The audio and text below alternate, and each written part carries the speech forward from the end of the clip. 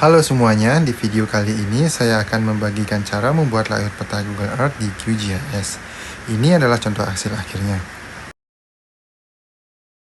Pertama-tama, teman-teman silahkan buka aplikasi QGIS.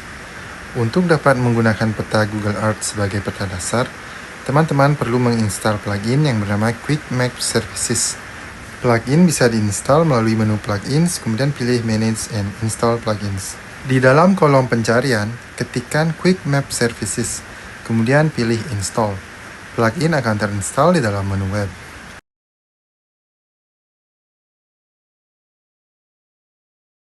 Saat pertama kali menginstal, pilihan peta dasar Google Earth atau peta dasar lainnya tidak akan muncul dalam plugin. Di sini, teman-teman perlu mendownload package peta dasar ini. Caranya sangat mudah, teman-teman pilih Settings, kemudian pilih More Services dan klik Get Contributed Pack.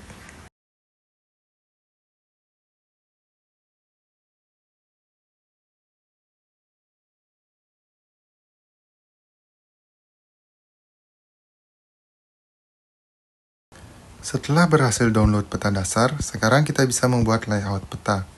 Sebagai contoh, di sini saya menggunakan peta dasar Google Earth Satellite. Proses selanjutnya yaitu layouting sama dengan proses pembuatan peta pada umumnya. Di sini videonya saya percepat. Teman-teman silahkan pause pada bagian yang belum paham.